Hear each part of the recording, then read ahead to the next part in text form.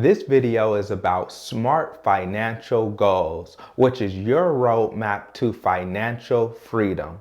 Goals help you to make your vision a reality. And so what a goal is just a checkpoint on the way to your vision. So in the last video, we talked about creating a financial vision and how that's where you start off with your financial journey. After you have your financial vision, then it is essential that you create your financial goals. When you have your financial goals, this will show you that you are progressing towards your vision. So every goal that you hit is just getting you closer and closer to the ultimate vision that you have for your financial future.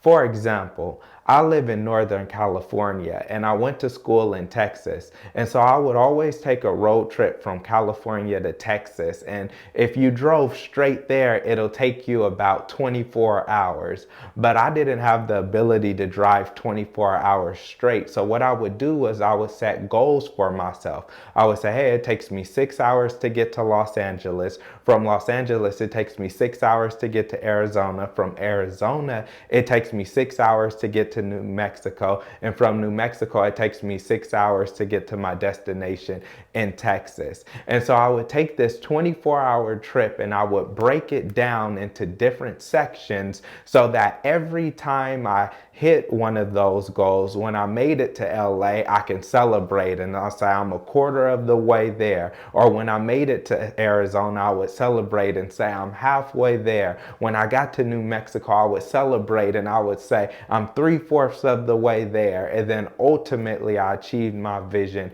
at getting to my destination in Texas. And it's the same way with our finances. We should always have goals that are helping us to get to our destination. And so with that, you should always have SMART goals. SMART goals are specific, they're measurable, attainable, relevant, and they are time bound.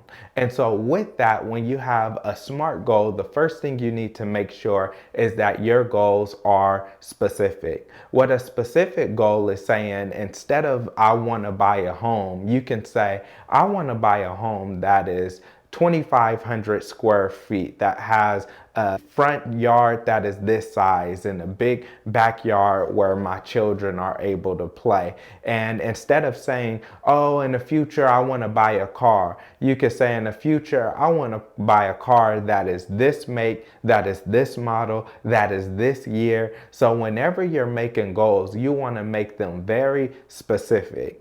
After that, you want to make sure that your financial goals are measurable. Now, the way you can do this is by just putting a financial number on that goal. In order to get that house that I want, it's going to cost me this much money. So I'm going to have to save a down payment of $30,000. Or in order to get the car that I want, I know I'm going to have to put down a down payment of $5,000 or $10,000. Whatever it is, you should make sure that the number that you set is measurable. Don't just say, oh, I want to be rich one day, or I want to have enough money for a car, or I want to save a lot of money for a down payment. Write down a number and make sure that that number is measurable. The next thing that you want to make sure is that that number is attainable, that you can that you have the ability to go and reach your goals.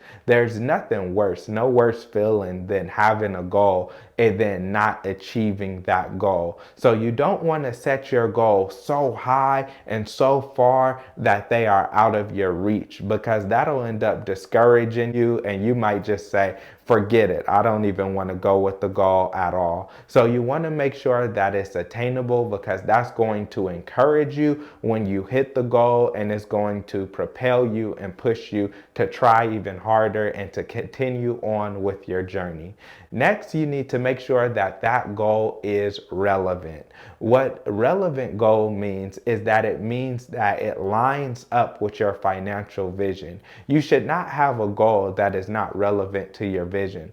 For example, if you want to travel the world and go to all the different countries in the world, then maybe one of your goals should not be to own a home, because that's going to keep you in one place, or it's going to tie you down, or it may tie up your resources. Instead, make sure that your goals are relevant to your ultimate vision. Now, if you're going to buy a house to rent out while you're gone so that you can get additional passive income, then that makes that goal relevant to your overall financial vision. And last, you want to make sure that your financial goal is time bound. Time bound means that you have a specific date in mind, a target date for when you want to accomplish this goal. That means I believe I will accomplish this goal in 6 months. I'm going to save for 6 months and I'm going to have $2,000.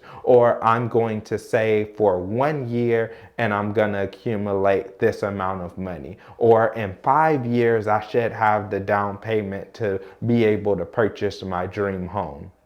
But whatever it is, you need to make sure that it is time bound. Don't just say in the future or later down the line or one day. Instead, put a target date on it, and that will help you to be able to achieve your goals.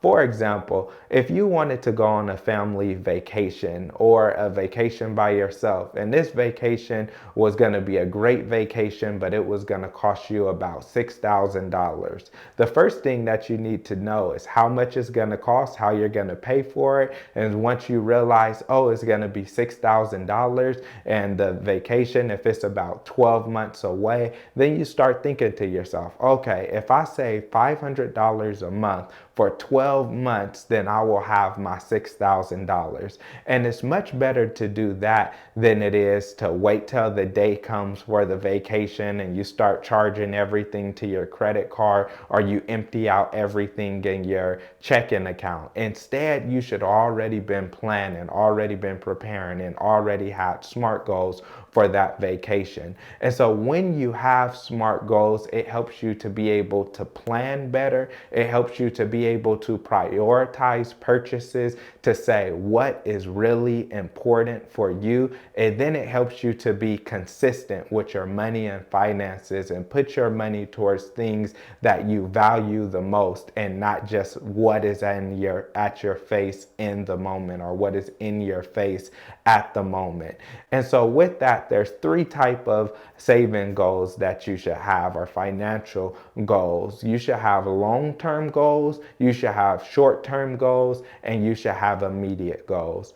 A long-term goal is a goal that will take you more than 5 years to accomplish. So it's 5+ years. It could be 5 years, it could be 10 years, it could be 20 years, it could be 30 years, right? But you should be thinking long term. What does retirement look like for you? What does your financial situation look like for you in 30 years? Do you want to retire early? What home will you be living in? What type of trips will you take? And a lot of people don't like to think about their long-term goals, but your future self is dependent on you. So definitely be thinking about what are your long-term goals. And then you should think about your short-term goals. Your short-term goals are purchases that you will make within the next 1 to 5 years. And so short-term goals are things like, I want to buy a house, or I want to buy a new car. And so with these 1 to 5 year short-term goals,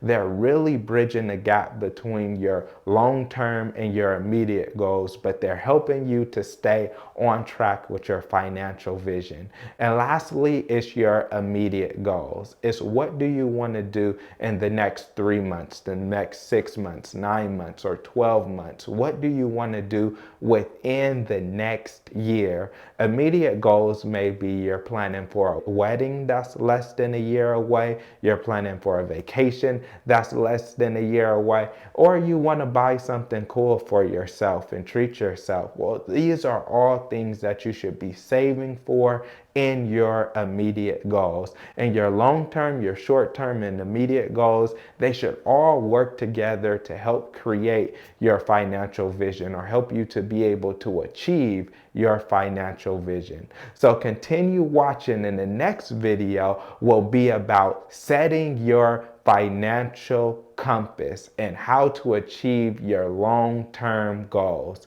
So watch the next video about achieving your long-term goals so we can dive deeper into helping you find financial success.